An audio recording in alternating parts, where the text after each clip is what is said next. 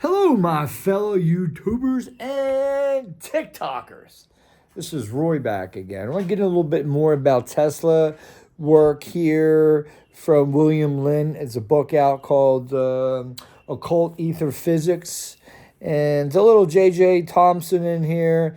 But it kind of does describe the old way of looking at ether and how the new way became back in the day, and the better description on what ether is and what electricity is.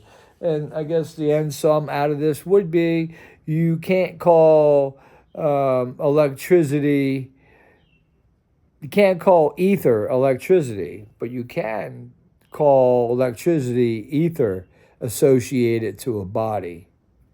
So let's get into it.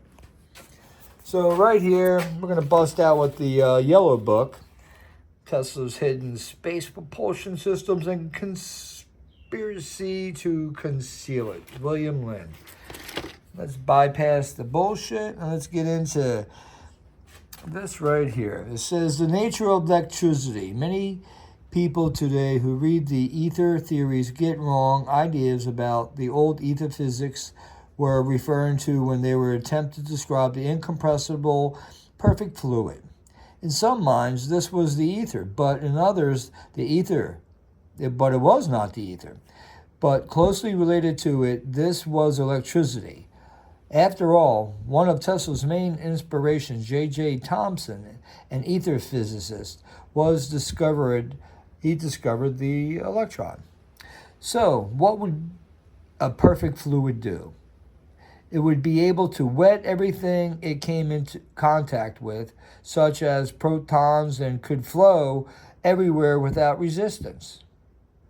So it looks like the fluid isn't so perfect, and that they were describing two different things. One fluid, the ether, could flow everywhere, and because of its density and ultra fineness, nothing could stop it, and it felt no resistance. But only matter felt resistance.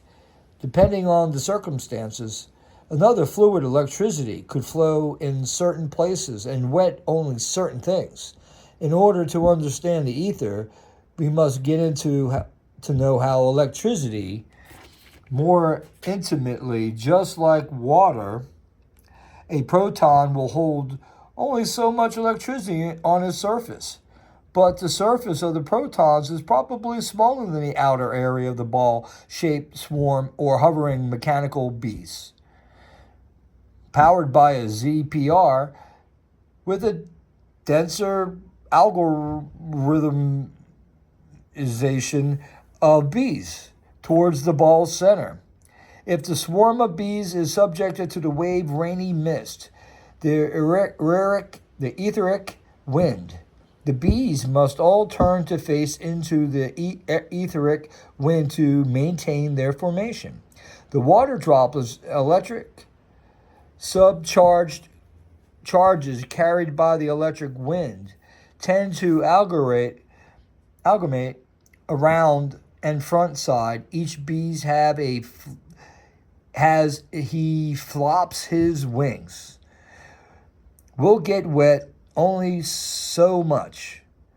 So excess water is thrown off and carried to the next bees or the next swarm of bees by erratic wind, so forth, so that a current of droplets continue to flow through the ball of bees due to the motion through the etheric wind and transfers momentum between the masses.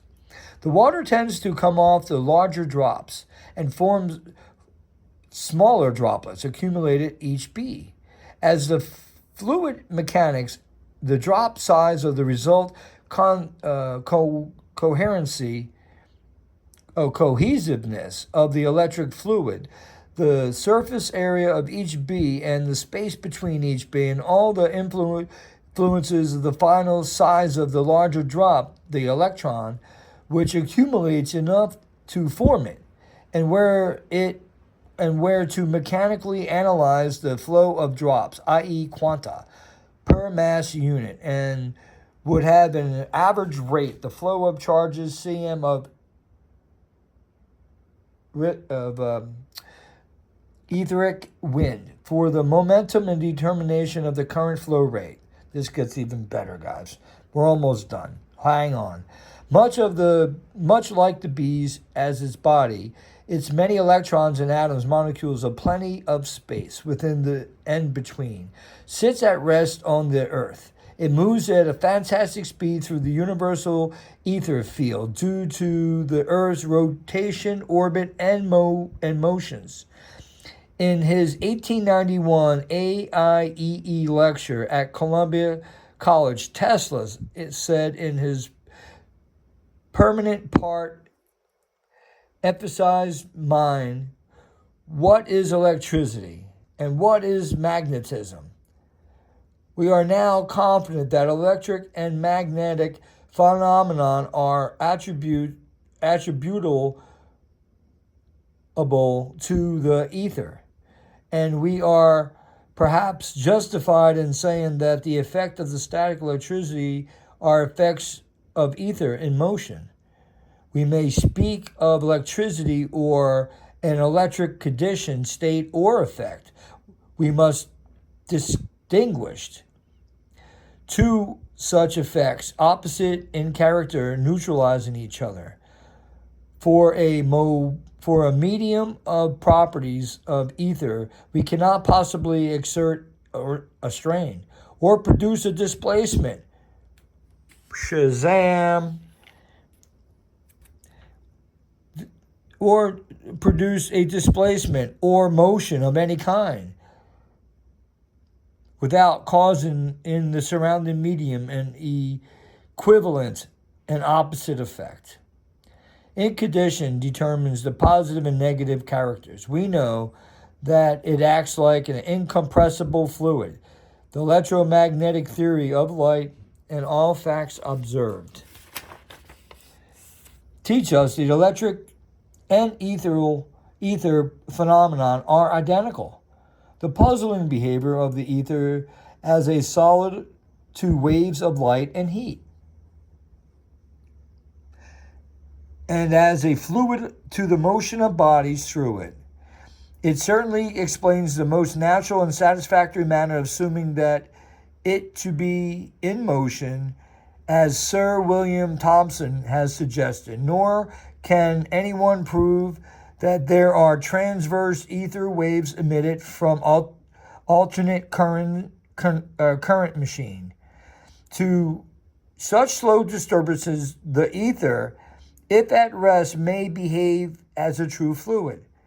In this statement, Tesla was balancing the various arguments in preparation for his decision.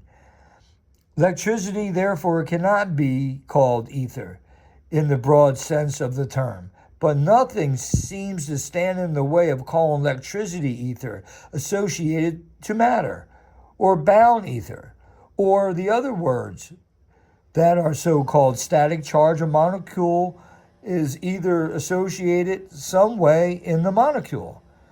It cannot differ in density.